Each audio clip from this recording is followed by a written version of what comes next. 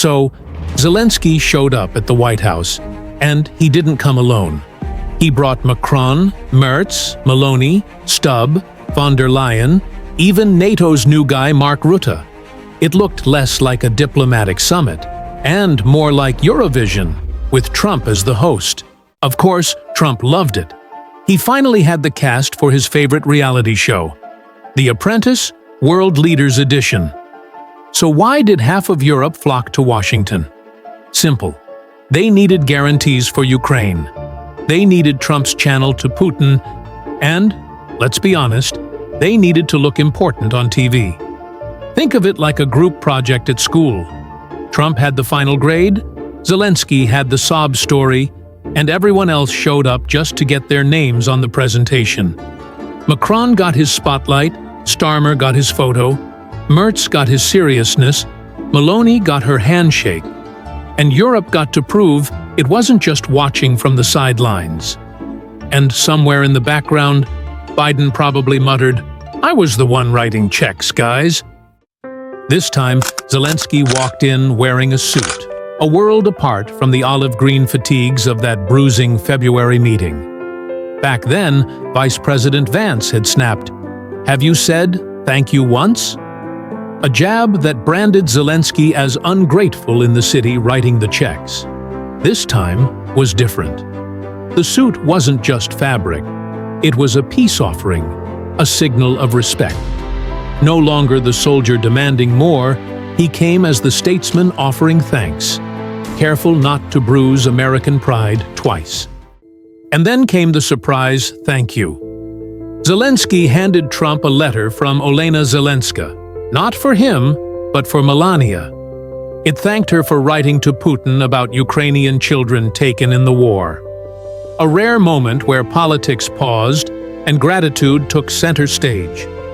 For once, the First Lady got the applause, and Trump got stuck playing courier. Gratitude aside, Zelenskyy came with business, security guarantees, not full NATO membership, just something that looks like it, smells like it, but doesn't trigger World War III. Basically, protect me, but don't tell Putin you're protecting me. And the Europeans nodded like a group project, still hoping the US would do most of the work. The summit was supposed to be about peace, but it sounded more like a dinner party where nobody agreed on the bill. Zelenskyy. Ukraine needs guarantees. My people cannot live on promises that vanish with the next tweet. Ursula von der Leyen. Europe stands with Ukraine.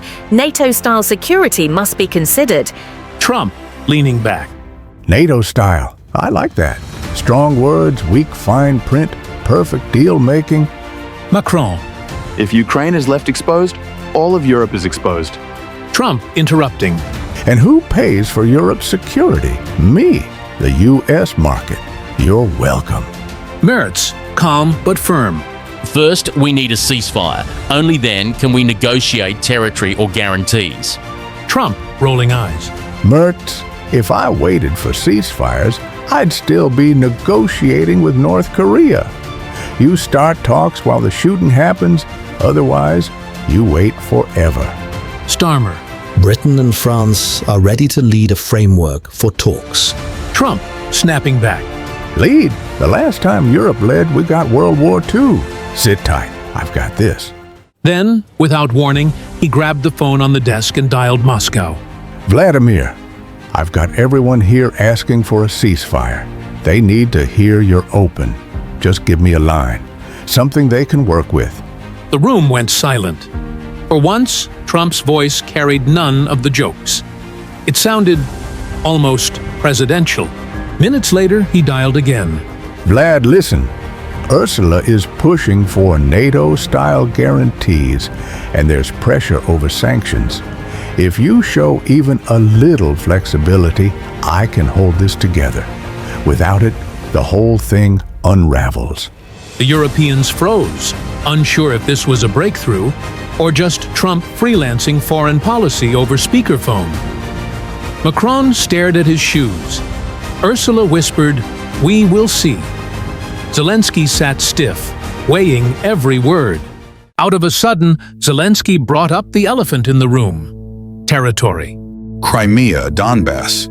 They weren't even taken by war. Putin staged his circus votes and called it democracy. Fake ballots, real occupation. The Europeans exchanged glances. If Russia could cloak land grabs behind referendums, then maybe, just maybe, Ukraine could concede those areas without technically waving a white flag. Zelenskyy, clearly exhausted, muttered, If I accept those votes, it gives the US, Europe, and myself an excuse. We can say it was the will of the people, even if everyone knows it was theater. Trump jumped in, grinning. Exactly. Call it Putin's game show. Spin the wheel, win a peninsula. Nobody admits defeat. Just tell the world it was a people's choice. The room went quiet. For a war about sovereignty, the compromise was to pretend sovereignty didn't exist. The illusion didn't last long.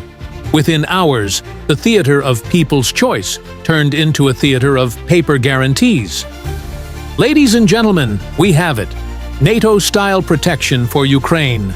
Article 5. Without the Article 5. Trump's envoy burst out like a game show host announcing a jackpot, except the prize was made of paper. The press scribbled furiously. Cameras flashed. For a moment, it looked like history was being written. Trump strutted to the podium. Biggest win in peace talks history.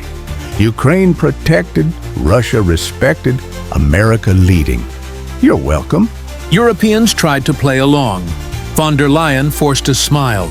This is progress, and at least on paper. Macron nodded gravely. Yes, a framework, a dialogue. Let us call it a turning point. But in Moscow, the Kremlin issued a flat denial before dessert was even served. No such agreement. Fake news. We don't do Article 5 Lite. The bubble popped instantly. Zelenskyy muttered, So the excuse is NATO Lite, fake votes, fake guarantees, and I'm supposed to sell this as peace? Trump grinned wider. Exactly. But hey, my poll numbers just shot up after this summit. That's called winning. Everyone walked away declaring success, except Ukraine, which walked away with the bill. Maybe Zelenskyy didn't walk away empty after all. Trump had his insurance policy. First, tariffs. Any country still buying Russian oil would face new U.S. duties, the same squeeze that had already bent half the world into line. Second, military. Trump vowed no U.S. boots on foreign soil in wars that aren't ours. But airstrikes? Those were still on the table. Just ask Iran. And during Putin's Alaska summit, American B-52 bombers thundered overhead. Not bombs, just noise loud enough to remind Moscow what U.S. skies could deliver. Third, expansion. If NATO wasn't enough, Trump promised to rope in Australia, Japan, and any partner willing to say yes to Washington. A coalition of the pressured, but a coalition all the same. Trump framed it as proof Ukraine wouldn't be abandoned. If peace failed, he'd simply make war too expensive for Putin to enjoy. So what did we really learn? Europe talks tough, as long as it's American weapons they're paying for. Trump isn't giving Ukraine NATO, but he is giving them an insurance policy, tariffs, bombers, and a coalition stitched together with pressure. Zelenskyy? He's still the man in the middle, smiling in a suit, shaking hands while juggling Putin's missiles, Trump's invoices, and Macron's speeches. And Putin? He didn't get peace, but he kept the world hostage to his war. Stay tuned, because if this was Eurovision, the real voting hasn't even started yet. Thank you for watching Pastcast, where the past echoes through today. If you enjoyed the satire, scrolls, and scandals, like, subscribe, and ring the bell before the next empire falls.